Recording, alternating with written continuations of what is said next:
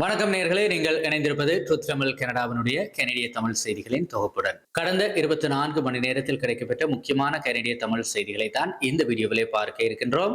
இதுவரைக்கும் சேனலை சப்ஸ்கிரைப் செய்யாத நேர்கள் இருந்தால் இப்போதே சப்ஸ்கிரைப் செய்து கொள்ளுங்கள். மொன்றியலின் கோட் டெஸ் நேஜஸ் பகுதியிலே இருக்கின்ற ஒரு குடியிருப்பு பகுதியில் ஒரு கொடூரமான துப்பாக்கிச் சூட்டு தாக்குதல் சம்பவம் ஒன்று நடைபெற்றிருக்கின்றது.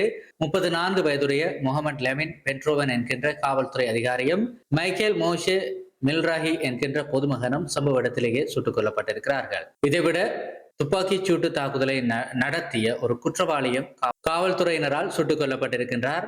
இந்த சம்பவத்திலே காயமடைந்த மற்றொரு பெண் அதிகாரிக்கு தீவிர சிகிச்சை வழங்கப்பட்டு வருகிறது. துப்பாக்கிதாரி தங்கியிருந்த ஹோட்டல் அறையிலிருந்து 100க்கும் மேற்பட்ட பக்கங்களை கொண்ட கொள்கை அறிக்கை, அதாவது மேனிபெஸ்டோ ஒன்றை கியூபெக் காவல்துறையின் புலனாய்வு பிரிவு கண்டெடுத்திருக்கின்றது. அதில் தீவிரவாத கொள்கைகள், பெண்களுக்கு எதிரான கருத்துக்கள் மற்றும் ஆபாசப்பட தொழிலுக்கு எதிரான கடுமையான மிரட்டல்கள் இடம்பெற்றிருந்தது. இந்த துப்பாக்கிச் சூடானது உலகின் மிகப்பெரிய ஆபாச இணையதளமான போர்ன்ஹப் நிறுவனத்தின் தாய் நிறுவனமான ஐலோ அலுவலகத்திற்கு மிக அருகிலே நிகழ்ந்திருக்கின்றது.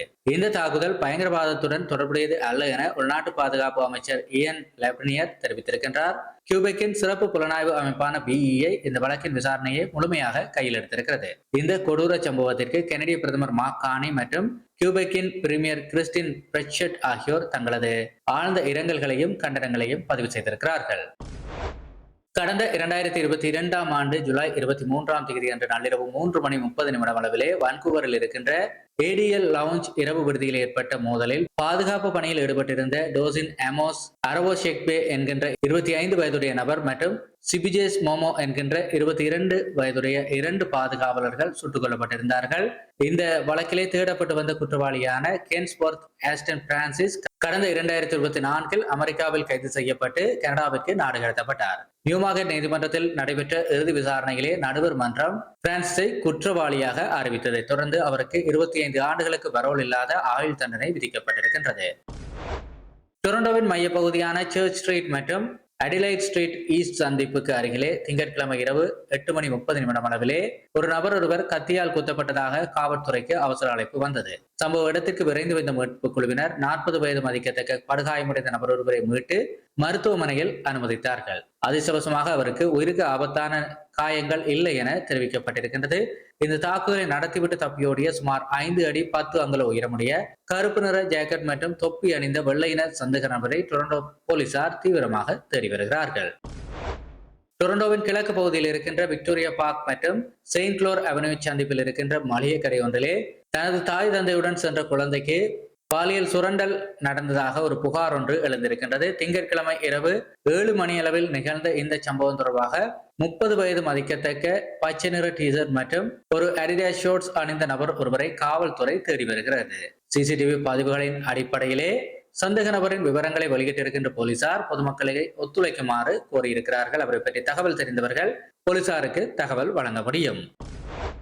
பீல் பிராந்தியத்தின் பிராம்டன் நகரில் அமைந்திருக்கின்ற கெனடி ரோட் சவுத் மற்றும் கிளாரன்ஸ் ஸ்ட்ரீட் சந்திப்பிலே கடந்த திங்கட்கிழமை மாலை 4 மணி அளவிலே கடுமையான தொழில் விபத்து ஒன்று நிகழ்ந்திருக்கின்றது. அங்கிருந்த ஆழமான கட்டுமான குழியொன்றுக்குள் தவறி விழுந்த முதியோர் ஒருவரை மீட்க அவசர உதவி குழுவினர் தீவிரமாக போராடியும் அவர் சம்பவ இடத்திலேயே உயிரிழந்ததாக பீல் பிராந்திய காவல்துறை அறிவித்திருக்கின்றது. ஒன்டாரியோ தொழிலாளர் அமைச்சகம் இது குறித்து விரிவான விசாரணைகளை தொடங்கியிருக்கிறது.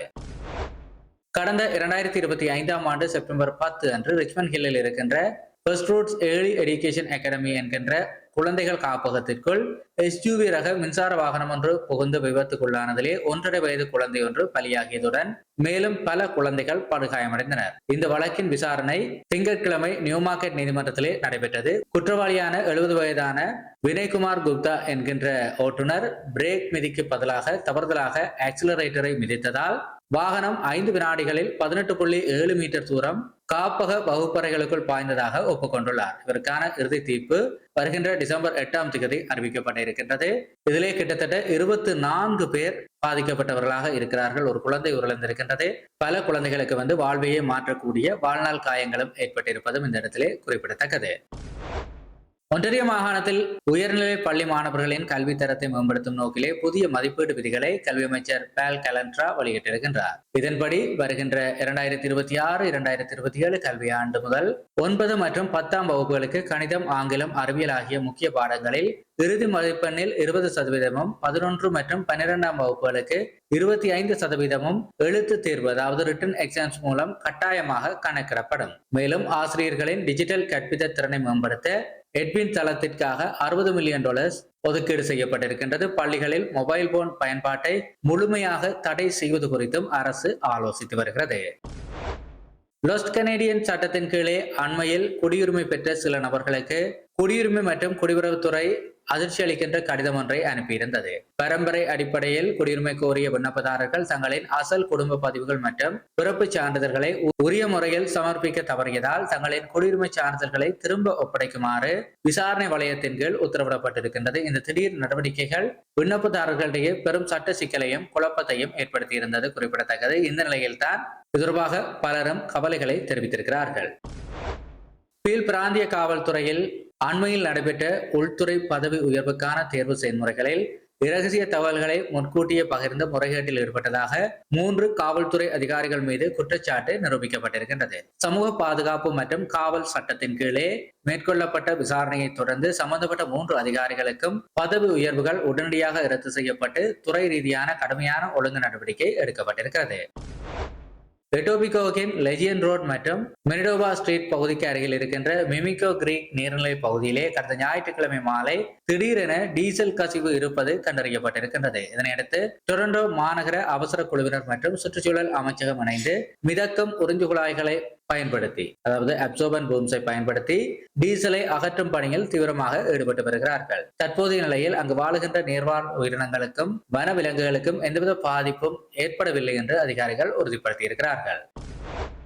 கனடாவினுடைய உச்ச நீதிமன்றத்தின் புதிய நீதிபதியாக மனிடோபா மாகாணத்தினுடைய கிங்ஸ் பெஞ்ச் நீதிமன்றத்திலே நீண்ட காலம் தலைமை நீதியரசராக பணியாற்றிய கிளவுன் ஜோயல் அவர்களை பிரதமர் மார்க் கார்னி முறைப்படி பரிந்துரைத்திருக்கின்றார். கடந்த 2026 மே மாதத்திலே ஓய்வு பெற்ற நீதியரசர் ஷீலா மார்டின் அவர்களினுடைய இடத்திற்கு இந்த நியமனம் மேற்கொள்ளப்பட்டிருக்கின்றது. நாட்டின் மிக உயரிய இந்த நீதிமன்ற பொறுப்பிற்கு தேவையான நேர்மை, பரந்த அனுபவம் மற்றும் சிறந்த தீர்ப்பு வழங்கும் திறன் ஆகியவற்றை நீதியரசர் ஜோயல் கொண்டிருப்பதாக பிரதமர் பாராட்டியிருக்கின்றார்.